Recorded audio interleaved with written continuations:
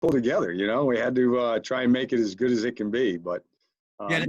what was interesting though, from day one that I was there, I saw the passion and the involvement of the fans and the people there in the front office, and it was just you couldn't help but get involved and just say, you know what, we got to just kind of go with this and have some fun and enjoy what we're doing, and that was what it was all about.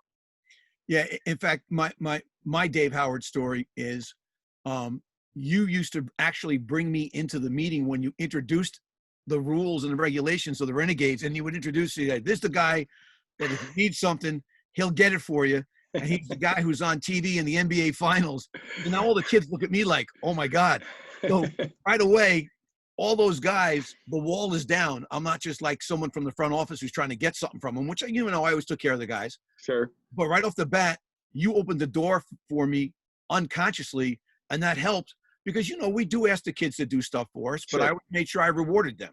Yeah, absolutely. And that's what I always thought that, it was really, really important in the minor leagues for the kids to be involved in the community and do what they can for the ball club. And, I always try to reiterate to them, if you want things, if you need things, you have to give back and you have to do things, in order to deserve what you want. So, I thought we worked pretty well together, and I tried to keep that same philosophy all the time.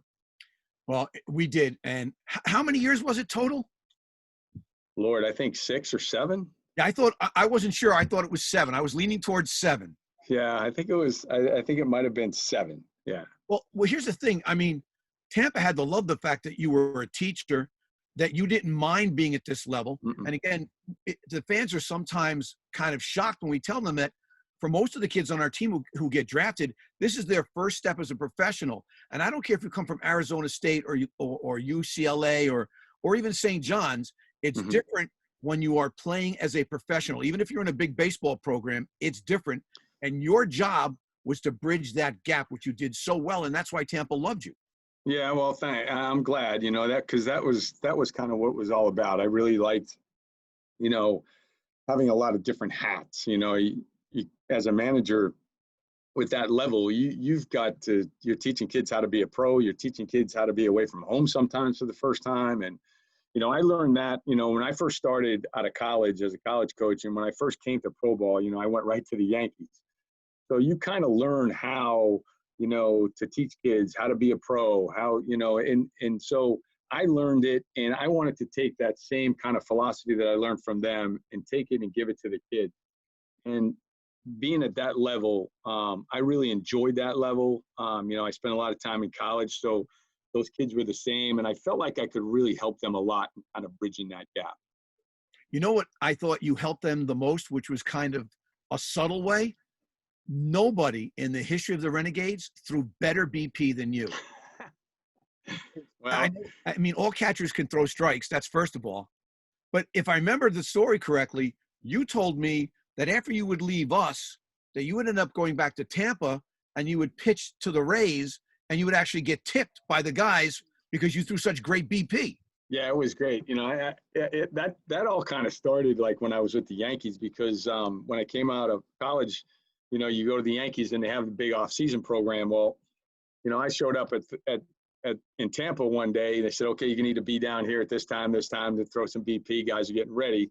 Well, I didn't know that one of the guys I was going to be throwing to was going to be Wade Boggs. So I, threw good batting practice, and we ended up hitting almost every day. And then my first year there, I ended up going to spring training, big league camp with them. And then he went to the Rays. So that whole thing of throwing BP with, to the big leaguers was kind of started in Tampa with a guy myself. I didn't know what I was doing. I just showed up and did the best I could, Well, again, time after time, I saw you throwing meatballs to these kids, which is why you ended up throwing the big leaguers. And by the way, if Wade Boggs, who could hit a little bit, if he could figure out he liked your meatballs, then yeah, you're in a good spot. You're a good cook. That was a good guy to follow, wasn't it? Oh, my God. Yeah. And I guess you don't like Wade Boggs, who wore the interlocking NY on his hat. You like the Wade Boggs who had that big old B on his hat. Oh, of course. Absolutely. And, we had a lot in common sometimes when we sat and had a chance to speak, and we'd talk about that. And he said, you got to go where it's at. And I said, well, I understand that. So, And let's talk a little bit. Let's go backwards before we continue this part of the discussion. You as a young kid, you as an athlete, did you play stuff besides baseball? Where was your head as a young kid? I did. Growing up, my father was very influential, and we were involved in everything. And growing up, I played football, basketball, and baseball and all the way through high school. I played hockey until I was like in 8th or 9th grade, and they didn't have hockey in high school, so I played basketball. And I came from a very small town, and that was kind of my way out. Not that I didn't love where I grew up, but I didn't want to spend the rest of my life in a really small town. So I ended up choosing to play baseball. But yeah, I did everything, man. I can remember finishing football season, taking the day off, and then I'm on the basketball floor, and then the day off, and then baseball practice started, and then you played all summer, and then you just started it again. I'm going to assume you were a point guard. Yeah, very much so. Well, dude, listen, I know you weren't a power forward. I love you, but come on. Absolutely. Absolutely. I'm going to go with, you were probably a tailback? No, actually, we ran the wishbone. So I was a quarterback. Oh, yeah. I was a quarterback. Read the tackle, read the end, and then make something happen. Exactly. You need a pitcher to keep it. So, and we started that. I actually started running that offense when I was in 6th grade in Little League football. Yeah. So did you actually read the tackle and disconnect, or was it a predetermined thing at that age? No, it was straight wishbone, man. You read the tackle that crashed, and you either kept pitched or gave it to the fullback. Absolutely. We ran a true wishbone. A pretty easy offense to run. Did you throw it all? Because I know you have an arm.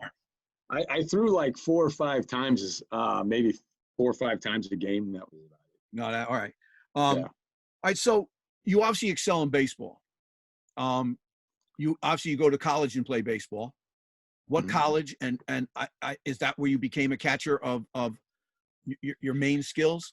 No, actually, that's a funny story. But the first thing, the first college I went to was New Mexico Highlands University, and I was a small town kid in Massachusetts. Nobody really recruited me. I had a chance to go out there and play. They gave me some money to go there and play, so I did. Once I got out there, it was kind of interesting because, being from Massachusetts, I didn't know, what was anything.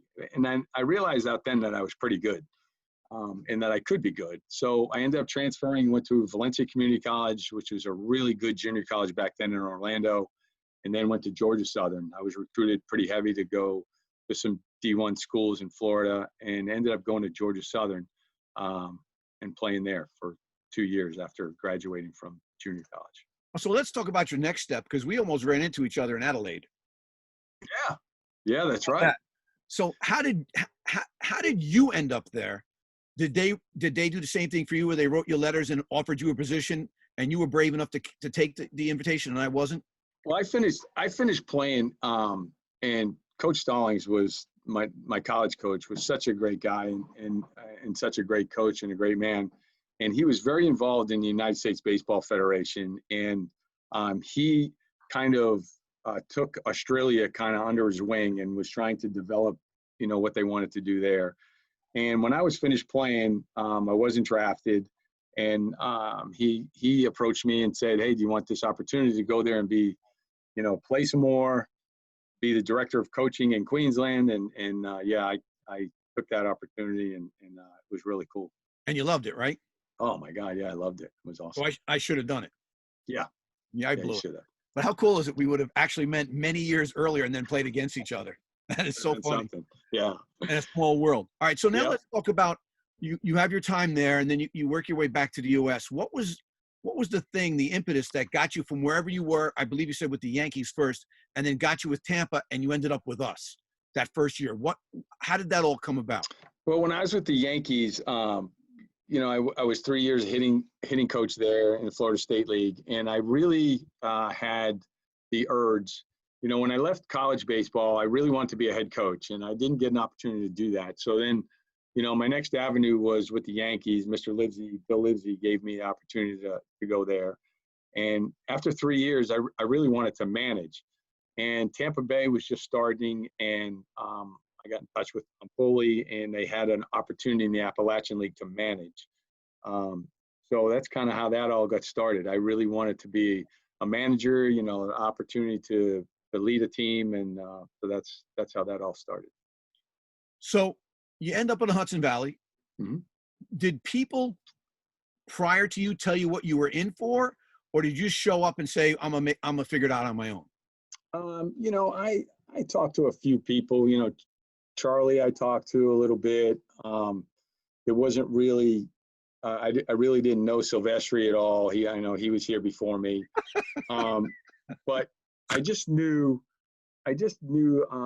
I found out about the atmosphere a little bit, and then I kind of just said, you know what, I'm going to kind of go figure this out and go enjoy myself. And I was really fortunate to have good people around me too. Those guys. Every year I had really good coaches, and that whole organization, Tampa Bay was so good as far as their instructors and how they did things, and it was really, really a neat experience. Well, if you remember correctly, you don't know this half of the story. You were the first manager ever to seek me out so we could have a meeting, so we could talk about what the expectation was. Usually I make the meeting with the new guy, and then we sit down. You came looking for me because you found out about Zoll's, and and you came looking for me, and we had a great meeting, and I told you all the stuff we're going to work on, all the stuff we're going to do. And literally it was from day one, the marriage was pretty successful. Absolutely. And that's kind of the way that I've always tried to do things, is just kind of everybody that's involved. Let's talk, let's find out, okay, what's your thing? What are you really trying to do? What is your expectations? And as long as everybody's on the same page and I understand what's going to happen and I can prepare the players for what's going to happen. And that was the most important thing, was to make sure that the players knew, what was going to be going on. It's going to be a little bit off the wall that you've never, experienced before, but, we're here to play and do the best you can and do the best you can to have fun and be involved. Well, another Dave Howard story, because this is something that I haven't discussed with any of our other skippers, because again, you were the first person that spelled it out to me without using actual names. And again, fans don't understand this, and most fans don't know this, that when you have a roster, let's make believe there's 30 guys, even though you can only have 25 active. You told me that there's 5 or 6 guys that are considered prospects, and those are the guys that Tampa's going to try to groom and move up the ladder because they see good things in them. And the other kids are more or less bodies, but they don't realize they're bodies because you guys are still coaching them up. You're still giving them opportunities, but unless they completely blow you away, you know where they're going to end. So when that day 15 starts, it's only solidifying that ratio of your 5 or 6 prospects, and then the rest of the kids are bodies, but they don't know they're bodies. No, and really the key to being successful and having good club chemistry and having an enjoyable summer is to make guy number 30 feel as important as guy number 1. And you did. And I really tried to do that. And because throughout my career, even playing in college and stuff, I wasn't guy number 1. So I wanted to make sure that everybody got the treatment that they were supposed to. Now, when it came down to it, guy 1, 2, 3, 4, 5, obviously they were going to get any fringe nudges, they're going to get it. But, and even as a hitting coach, when I was with the Yankees, Mr. Livesey told me, it's easy to go out there and work with the guy that's hitting 330, but it's the poor guy that's hitting 220 that really needs your attention. So, those are the people that can really make or break your club too, is those guys. If you can keep them positive, you can keep them involved, make them feel special. Those guys in the end, over a long course of a season, are really going to make or break whether you have a good atmosphere or good success. And it's also weird, what fans don't understand is you'll see the number 1 second baseman, and he gets his 5 games a week, and the other kid gets 2, but the other kid's still cheering for the number 1 first baseman. I mean, number 1 second baseman, and vice versa. And that's part of what the chemistry is all about, is these guys in their heart may know that they're the number 2 guy, but they still, when they get their opportunity, they play hard so they can convince you to give them another day. Absolutely. And not only that is, you know, I would talk to those guys individually and say, hey, look, you know, this is how it is in professional baseball. And Billy's going to play 5 days and you're going to get 2 days some during the week. But during those 2 days, you don't know who's going to be in the stands. And the percentages are that all of you guys, 30 guys, the percentages are that most of you, if you make it to the big leagues, aren't going to be with the Tampa Bay Rays when you make it to the big leagues. And so every day you go out there and you have an opportunity, you have to make the most, and you have to prepare the days that you're not playing like you are, so that when you get out there and the right guy finds you, and next thing you know, you're the player to be named, and you get an opportunity with somebody else. Yeah, because more often than not, the player to be named is not an accident. It's because some scout saw something in some kid in the New York Penn League and said, you know what? I think Tampa's overlooking him. We should ask for him in a trade. And then that kid makes the major leagues. Absolutely. Absolutely. And you know, that actually happened with, you know, a couple players that we had. I remember with Edgar Gonzalez. Oh, yeah. You know, as a third baseman. And, God, I can't remember the name of the kid that came in and played. He was a left-handed hitting third baseman. But he was designated he's going to play. And Edgar was like hitting 300, and, you know, he was and the fans loved him. Oh, he's a great kid. And by the way, we're going to end up getting he's my third baseman by the way, my all-star team. Well, you can't tip your hat now, Skipper. But that's true. And so you try to bring him in and give him the reality of it. And that's being professional and being upfront and letting them know what's going on. All right, so let's lighten it up a little bit. Certainly. 2 questions. I want to know what your best memory as a Renegade manager at home was, and your best memory on the road in somebody else's building was. And my only qualifier is you can't pick the game that Steve Gliner is going to come on and talk about, the rain out with the umpires on the last game of the year. You cannot pick that one, because okay. Gliner is salivating in the wings right now, getting ready with him and hubby to come on and talk about it. Well, I'm gonna tell you right now, and my story is gonna involve hubby, because one of my greatest pictures that I've ever seen, and I've never laughed harder, was when he brought my wife flowers in the stands with the tutu. Oh my God, it was classic. And you know, the thing is that people really didn't understand, if they were outside of that realm, you know, that all right, there's our groundskeeper. You know, and how everybody got involved in the fun. And that was truly one of my most memorables. Hub was just awesome, and you guys did such a fun job. And, you know, many nights too, Zolas, you kept me entertained by having arguments with the opposing manager from the PA box about things that were going on the field. Those were classic nights. Well, the first night I ever got caught about, if you remember correctly, I would say he's shopping at the Gap, and if the opposing team did it, I would say, and there's a play at third, and the cutoff would go to third to try to get the guy at third, and then I would mislead the other team, and finally the umpires caught on, and I haven't been able to do it since. But that was a Dave Howard thing where I did it forever, and then I got caught. You got caught. That's right. Yeah, I had some issues with the umpires.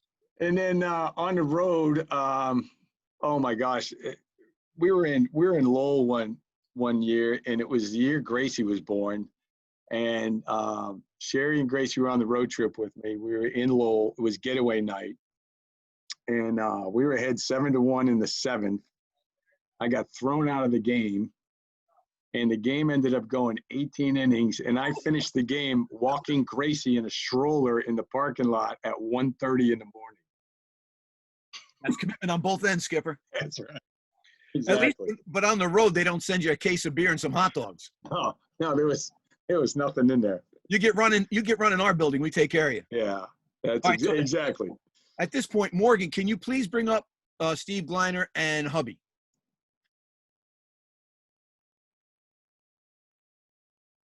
Because both of them have a tremendous Dave Howard memory with an umpire that got to the big leagues despite what he did that night. Who was it, Halloran? No, it was Nick. No, it was a Latin kid, and he barely spoke English. But maybe hey hubby, are you here? I see him. Yeah, I'm here. Hey, Steve. Hey, Dave. Hey, hubby. There he is. Hey, Dave. All right, so Steve, do me a favor.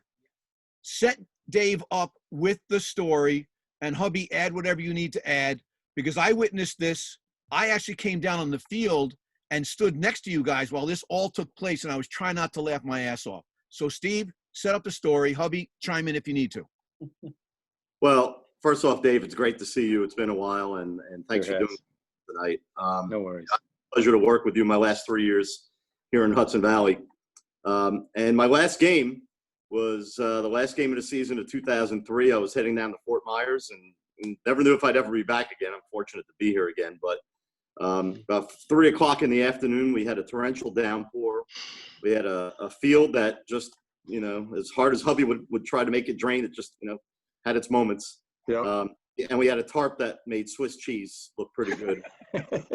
And lo and behold, we pulled the tarp off the field, and this was the last game of the season. We were starting at 6 o'clock. So about 4:30, the umpires come out, and one of them is a major league guy right now. I'm not going to mention his name. You know who it is, I bet. If not, I'll tell you offline later on. All right. No, you got to tell him, Steve. He doesn't know who it is. You got to tell him. You got to tell him. You got to tell him. All right, Manny Gonzalez, Oh. major league guy. He was the umpire, and then the crew chief got. Well, I'll continue the story. So, anyhow, lo and behold, we pulled the tarp off the field, and it is just absolutely a river on the infield. It's a just swamp. not. And but it's 4:30, and our typical game time would be 7 o'clock. But of course, here we are with the 6 o'clock start. The 2 umpires come out around, I don't know, about 15 minutes later, and they start doing, the walk through the infield. And they basically come over to me, and I'm out there, and hubby's out there, and we're all working the field as we always did. And the crew chief comes over to me, and he says, "Hey, we're done tonight. There's no way we're playing on this field." I'm like, "Dude, it's 4:45. We normally start at 7 o'clock. This is a 6 o'clock game. Give us some time. This is crazy." And he goes, "No, we're done. We're packing up and going." So I go down to the clubhouse, and I get you first. I get you first, and I said, "Hey, Dave, these guys don't want to play tonight." The umpire's like, "What are you talking about?"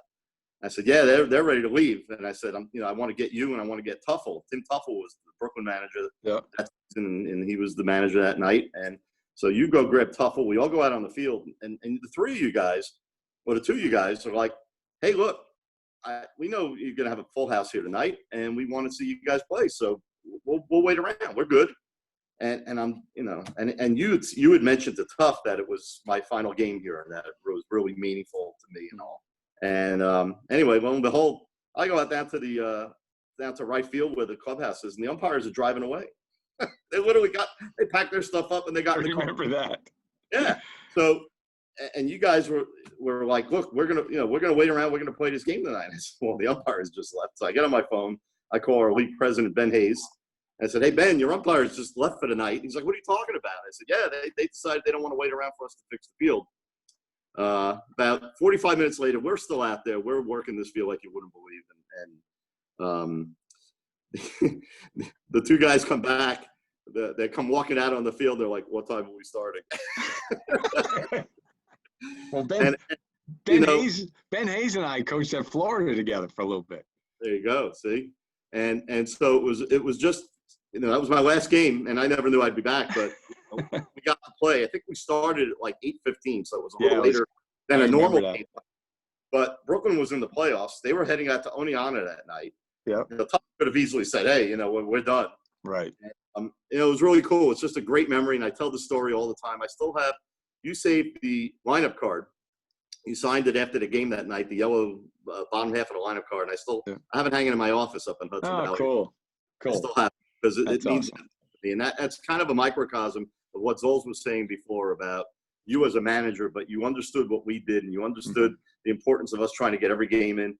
And it would have been real easy for both you and Tuff to say, "Hey, sorry, get early." You guys hung in there and you played the game. I think it was about an hour and 57-minute 9-inning game that night. It was. Getaway night. It was. A lot of swinging at first pitches that night. Exactly. But that memory has lasted with me for 17 years of the fact that you and Tuff hung in there. Hubby, worked that field like never before. It was amazing. We were all out there, and we got that game played. And it's just a great memory. And what was really neat was the following year, I go down to Fort Myers, and the Mets come in, and Tuffle's managing in St. Lucie. And he comes That's over. right. You guys still got that field working okay up there? And he managed St. Lucie on 2 different accounts, so I saw him a few times. And now he's with the Mets. My dad works at Clover Field here in Port St. Lucie, and you know, he sees Tuffle all the time. Tuff still remembers me. He asks my dad how I'm doing and all. So, you know, this is what this game's all about. It's about relationships. It's about great people like you that really helped us out as an organization, and we're forever Absolutely. If I remember correctly, Manny gets to the big leagues. The other guy ended up doing the blue light specials at Kmart in Oklahoma. Probably so. I still have, I had to file a report, you know, from the GM's perspective. I still have that. And, you know, I was very thorough on that. And I bet. That guy got let go after the season for that. Yeah. Well, he did. I know that for a fact. Deservedly so. Well, I stirred the pot a little bit after you said that. I said to the crew chief, not the other guy, I said, "Woo, it's going to be kind of tough for you to move up after this one, son." And he just stared at me. He didn't say a word. So, again, Dave, I wanted to share that with you because Glenn talks about it constantly. You already mentioned how important hubby was. But that is a great story that's part of Renegade's lore forever. And it shows how important it is to have cooperation from the guy in the dugout and the guy in the front office. That it really was a symbiotic relationship that, you know, we don't tell you what lineups to write, and you don't tell us what stupid game to do in the 3rd inning. And you understand when we have new interns and they may run a little long and the pitcher's waiting, but you're always supportive of it. So it was a great marriage. And I remember how heartbroken I was when you told me you weren't coming back. I was ready to jump off the Newburgh Beacon Bridge. And then it was tough, man. It was tough. You remember where you went after us? I ended up going with Easton Sports. Remember? Yeah, of course I remember. Because remember, you got me that stupid contract to be the only PA announcer that was being supplied with Easton gear. And you said, make sure I get some pictures so I can justify it. Yes, I can justify what I did. Yeah, and every year while you were there, I got like a bag of Easton stuff, all that fit me. And I still have some of it because, frankly, it was nice gear. But most of it, when you left, I threw most of it out. I haven't bought an Easton bat or anything since then because I'm still on strike. Oh man, you gotta let that stuff go. Yeah, I know, but I was pissed off. All right, so a couple of more questions, and then we'll get to the All-Star question. One, what are you doing now to pay the rent? Well, you know, I left the Pirates in 2012, and I started teaching school. I've been a physical education teacher for the last 7 years. Yeah. Mr. Howard. Yeah. The kids love you. Well, you know, I'm a little bit outside the box as far as what you would think, but they appreciate the way that I am. Oh, listen, I would imagine that they fight to get into your class. Now, are you coaching? No, I do. I have for the last few years done a lot of private lessons. So I've stayed in it with kids. You know, I really, and when I first started coaching way back when, I mean, I did it because I wanted to help kids and hopefully give as many, you know, the same opportunities that I had in baseball. And I mean, this game is just it's an unbelievable game. It's an unbelievable experience, and I just was always wanting to help kids. So, you know, I still stay in it that way. And same with the teaching. You know, I've always taught in tough places, tough kids. It's kind of my niche, and you know, you make a difference with some of them, and you know, maybe the world's a little bit better. You know, maybe they get a little bit more opportunity. So, well, I mean, dude, I have to ask this question because other people are probably thinking it. Is Bobby Valentine the varsity coach? I mean, how could they have a varsity baseball coach at your school that has more experience and knows the game better than you do? Who the hell? Really, I didn't want to coach. I mean, I had opportunities where I could have coached in high school and stuff, and I really didn't. I didn't want to do that. So I wanted to spend my time. I'd go to work and then be able to come home and either go do my lessons or, you know, kind of control that a little bit more by myself. All right, so what is the kind of thing you're doing as a family in this crazy mixed up world that we live in now? Well, we try to stay as active as we can. We spend a lot of time outside. We've riding bikes. We bought a treadmill. We you know, well, we've been really trying to stay busy. Gracie's getting ready to go to college. She's the same age as my Jordan, right? Yeah, she's going to the University of Central Florida next year. So we are going to be empty nesters somewhat. And I have 2 great grandchildren that are just doing awesome. And, you know, Samantha's doing really well. My oldest, she's a nurse. So we're spending as much time with family as we can and just, you know, like everybody else, just fighting through this as tough as, you know, as hard as you can. And unfortunately, we have one of the toughest governors around. I mean, really open up something. So let's go. No doubt. So what do you personally do for fun? You golfing? What is it that catches your attention now? You know, we started boating, you know, more when we came here. We enjoy fitness. You know, Sherry has always been really into fitness, and it's been important to me, not as important as her, but we've gotten more into fitness. We're riding bikes a lot, you know, we're running and working out. So, and really, you know, spending a lot of time together with family. So it's, we find kind of fun how to do it a lot of different ways. All right. So now we got to get your all-time Renegades all-star team. And more so than any manager, you really have a sample size that is off the charts. And do you remember Eric Razin, who used to work for us? I do. Hi, Eric. I don't know if you can see this. I can see him. I can't see that. Oh, that's a shame. It's the baseball card of you, him, Colvin, and Hubby. And they're all in tutus giving you flowers on your last game. That was classic. I do remember that night. That was classic. That was classic. Eric is going to write down all the stuff you're talking about so we can post it later. The Dave Howard All-Star team. So what we're going to do. There it is. I see the picture. Oh, classic. Look at those guys. That? All right, so we're going to go first base, second base, shortstop, third base, left field, center field, right field, catcher. You get 4 pitchers and you get a closer. 4 pitchers? Yeah, you get 4 pitchers. Dude, oh, man. How many pitchers did you have in 7 years, for God's sakes? I had some really good ones. Like 80? I know. I'm going to have to add a couple, though. I'm going to have to add one then. That's all right, though. All right, so let's start at first base. Who's your first baseman? First base, I actually had 2 guys that were really, you know, really cool guys in different ways. One was a little bit misunderstood, I thought, but he was a good player. I liked Eric Reese. Remember Eric Reese? Oh, hell yeah. And O'Brien, Kevin O'Brien. Dude. Kind of a different kid, but, you know. He was for 5 years. I know. In fact, we retired his locker because no Renegade player ever came back for more than 2 years.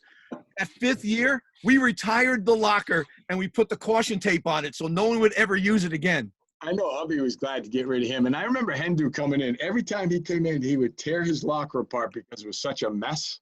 And he'd throw all his stuff on the floor. Yeah. So I am thrilled that you picked him. That's awesome. All right. Who's your second baseman? Vince Harrison. Wow, yeah. I really liked Vinny. I really liked him. He was a really, really cool guy. And, you know, I got to coach his brother, too, with the Pirates, Josh. And they are like polar opposites. It was amazing when they came. But, yeah.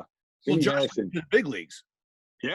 Yeah, absolutely. Still playing. Yeah, he's doing really well. I think he's with the Phillies now. Yep. How about shortstop? Paula. Paula was a really, really good player.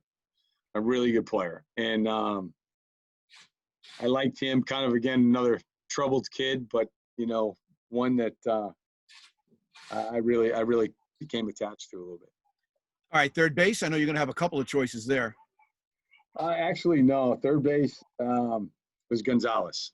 By himself, standing alone. You know, really, hands down. Just at that level, he was such a pro kid, such a pro hitter. I really enjoyed being around him. And, you know, that day when I had to bring him in the office and tell him that, you know, he was, you know, not one of the top 5 again, you know, that tough conversation, he took it like a man. I told him, you keep swinging and I'll play every day. And I did. I found somewhere to play him every day. If you remember, he was in left field, he'd DH. Yep. Really good kid. All right. Left field. Well, I just kind of put outfielders. Nate Dion would probably be my favorite. I really like Nate. He could go get the ball. Yeah. And he was one. Fernando Perez was one of my favorite kids. And I know you had a question before that said, surprised that somebody didn't make it to the big leagues. He was the one. Yeah. And we had Gomes. Gomes was another. The hardest you ever laughed was a Gomes thing. I'll set the stage for you. He wasn't a very good defender. No. The boy could hit though. Yes, he could. He's playing left field, and he goes back on a fly ball that he actually circled on. And when he came around for the second revolution, he fell, hit the wall, then the ball hit him while he was laying on the ground. So I said on the PA, I said, yo, dude, would you like a GPS, a Sherpa, and a guide dog next time? You came out of the dugout and clapped and pointed up to the booth, and you were laughing your ass off. That was pretty funny. His brother could hit a little, too. Yeah, he could. He could. All right, so there's your three outfielders. Unless you have a fourth, we'll move to DH. No, move to DH. Well, DH was really, it should have been him. But, and then I kind of had either Reese or O'Brien would be in there for my DH. Okay, fair enough. All right, so now you got to give me four pitches, and I guess I thought I told you four, but that's okay if you can come up with four. Whatever you can come up with, who are the guys you're going to send to the bump? Well, I had three. James Shields. Oh man, he could pitch. Wade Davis. He was unfair when he got to us, and a lot of guys come through there. Yeah. He was absolutely unfair. Yeah, Jake McGee. Dude, they're all major leaguers. Yeah, and here's my closer, Chad Orvella. He made it to the big leagues too, right? I believe he had a cup of coffee. Well, dude, listen, you get a cup of coffee, you're still in the baseball almanac, and they can never take that away. Yeah. And then one of my favorite players ever that, God love him, and I know you liked him, was Greg Merritt. You remember Greg Merritt? Oh, of course I do. Great kid. Classic. He's that kid. He would go to the bus station and wait for the train and couldn't figure out why he couldn't get home. He used to get so excited when we'd go to Vermont because, he was a really good defensive catcher. He couldn't hit a lick, and Vermont had such a big area behind home plate. I told him every time we go to Vermont, you get to play 3 games. Because it was another zip code to that wall from home plate. Exactly. Well, listen, Dave, I am thrilled to reconnect like this. I'm happy that you're teaching and you're happy. It's unique that little Gracie is now a college freshman, just like my little Jordan. Unbelievable. How it changes and how it evolves. Yeah. You were the guy who was a friend to the program constantly, and I've always appreciated that. And glad to call you a friend. And thanks for coming on this. I'm sure I'll ask you for something stupid again, like when we did the anniversary and you did that thing where you were painting on the porch. That was hilarious. My honey to-do list. Oh, that was awesome. So right. I'm sure we'll hit you again, but I appreciate it, and I thank you. You're welcome. You're welcome. It's really good to see everybody again. Hey, Hub, take care, man. Good to see you. Steve, always good to see you guys. Eric, take care, everyone. As always, I appreciate you. All right, man. All right, everybody, there you have it. Next week, we're probably going to talk to Edwin Gonzalez, who was our manager for our first